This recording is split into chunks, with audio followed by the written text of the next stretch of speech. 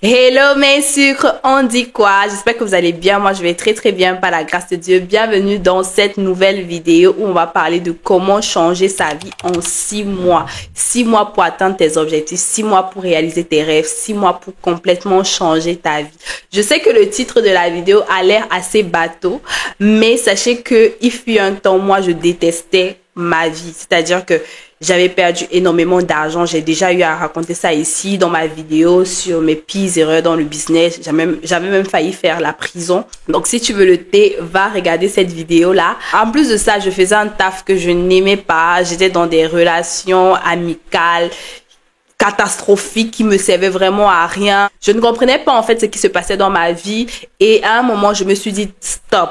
Il faut que les choses changent. Et c'est là où j'ai décidé d'appliquer toute la stratégie que je vais partager avec vous dans cette vidéo qui m'a aidé à complètement changer ma vie.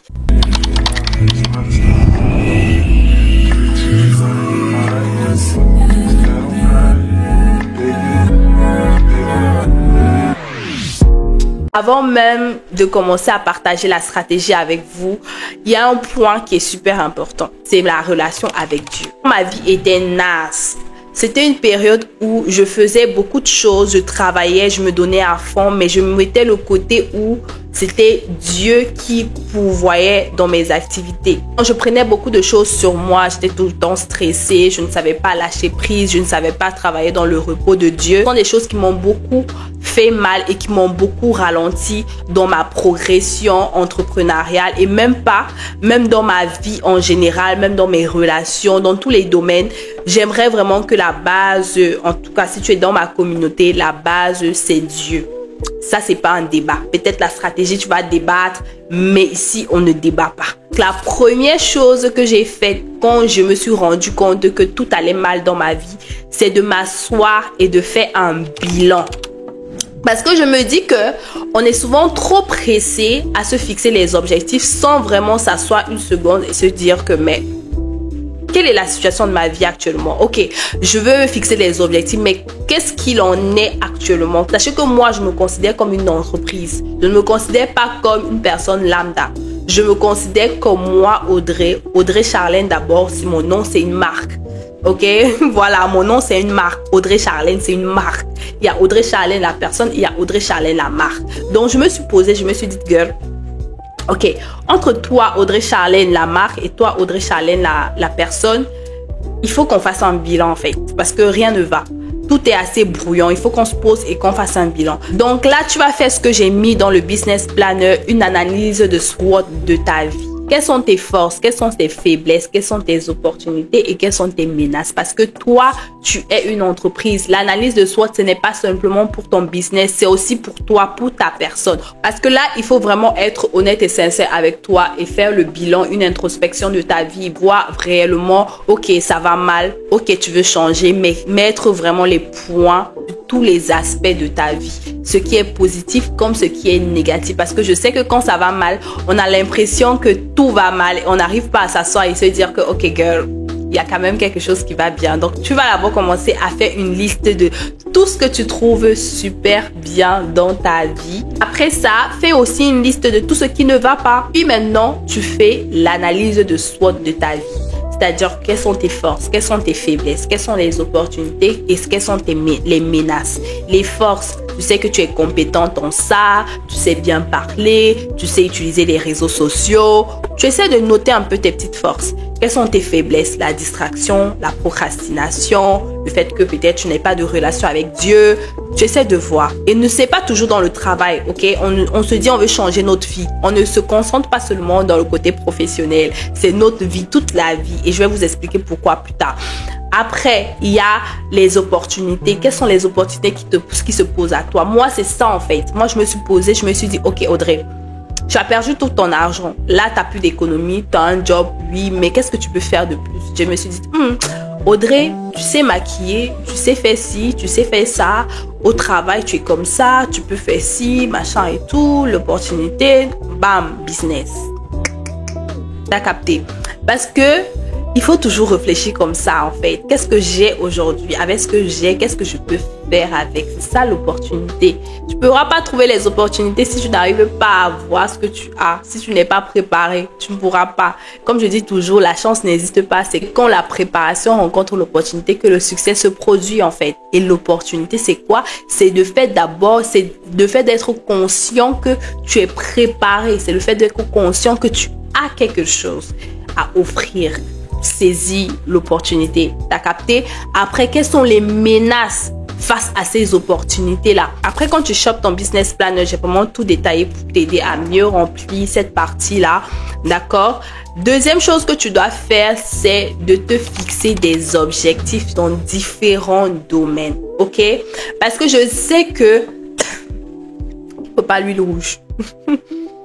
Et j'ai détaillé les différents domaines d'activité dans le business planner. Il y a le côté physique, le côté mental, le côté professionnel, le côté financier, le côté découverte, formation, spiritualité, amour et personnel. Il faut vraiment faire des petites cases où tu repartis, tu essaies de différencier tes différents objectifs. Et tu te fixes toujours les objectifs selon SMART. SMART, c'est-à-dire spécifique, mesurable, atteignable, réaliste et temporel. Troisième chose, pour continuer dans le domaine de la vision, c'est de te faire un vision board. Tu peux le mettre en fond d'écran sur ton téléphone, sur ton ordinateur ou même dans ton business planner parce qu'il y a une partie vision board dessus. Ça va te permettre d'avoir une vision claire. Ok, j'ai écrit, ok, j'ai imaginé, ok, je veux, maintenant je vois, j'attire.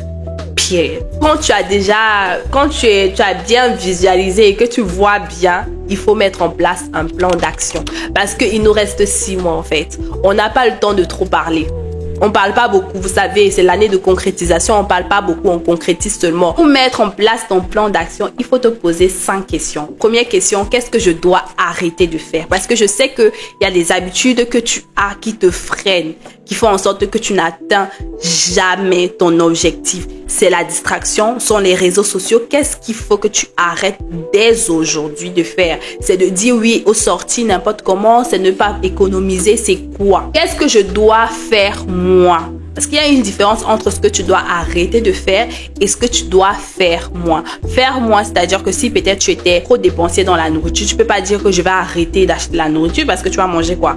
Mais tu vas dire je vais moins manger dehors. Qu'est-ce que tu dois faire moins? Qu'est-ce que tu dois faire plus? D'accord? Parce que il y a des trucs que tu dois beaucoup faire. Faire plus d'exercices. Passer plus de moments avec ton Dieu. Qu'est-ce que tu dois continuer à faire? Parce qu'on est toujours dans un moment où on se dit on est dans la gratitude. On se rend compte de ce que l'on a. Il y a des choses que l'on fait bien quand même. Il y a des choses que l'on fait bien. On doit continuer de faire bien ce que l'on fait déjà bien. D'accord?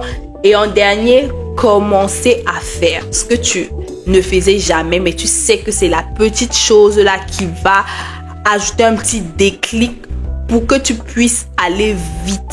D'accord? Donc, pose-toi toujours ces 5 questions-là. Après ça, il faut apprendre à être discipliné dans ton plan d'action parce que ça sert à rien de dire, ok, je vais arrêter ci, ça, et après 2 semaines, on se connaît, Et pour pouvoir être discipliné, il te faut te créer une routine. La routine va te permettre de faire les choses sans y réfléchir. On va prendre un exemple. Pour mon cas, moi, je me suis dit que cette année, je voulais perdre 10 kilos. Je suis le genre de personne que je m'en vais à la salle après 1 mois, 2 mois. Dès que j'ai un peu trop de courbatures, là, j'arrête. Je me suis dit non. Il me faut me créer une morning routine. La morning routine, je me réveille, je prie, je fais certaines choses. Je vais même faire une vidéo morning routine si vous êtes intéressé. Après, bam, je m'en vais à la salle de sport. J'ai un réveil là sur mon téléphone. J'ai le réveil pour me réveiller.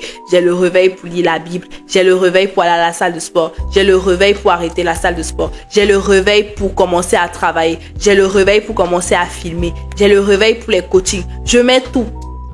Je me crée des routines. Comme ça, chaque jour, mon cerveau entend le tin-tin-tin-tin.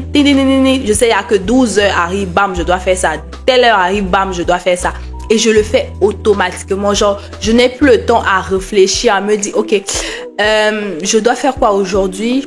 Ah, de toutes les façons, il est à 17 heures, je suis fatiguée, je ne fais plus. Procrastination va commencer à te guetter et c'est pas normal. Donc, c'est important de te créer une routine. être plus discipliné parce que quand tu es discipliné, tu atteindras automatiquement tes objectifs, ça c'est clair. Et en dernier, tu dois avoir un entourage de qualité. Je le dis toujours dans toutes mes vidéos, l'entourage vraiment c'est la base. Avoir un entourage qui comprend tes limites, avoir un entourage qui sait que ce que tu fais c'est important, et si ton entourage ne te comprend pas, les aime à distance. Moi c'est ma nouvelle façon de faire. Je t'aime à distance, de loin. Je t'aime de loin, tu vois. Si tu me nuis, je t'aime de loin. Donc voilà, c'était tout pour moi aujourd'hui. Je t'encourage vraiment à choper ton business planner. C'est un outil qui va t'aider à préparer ton mindset avec des exercices de développement, préparer ton business plan, organiser ta vie, organiser tes finances, et c'est juste une pépite. Je pense qu'il va beaucoup t'aider pour pouvoir atteindre tes objectifs parce qu'il n'est pas trop tard. Il reste encore 6 mois. En 6 mois, tu peux faire de grandes choses. Donc n'oublie pas de liker, commenter, partager, abonne-toi si ce n'est pas encore le cas. Je t'aime, Dieu t'aime encore plus, et on se dit à très bientôt pour une prochaine vidéo. Bye bye.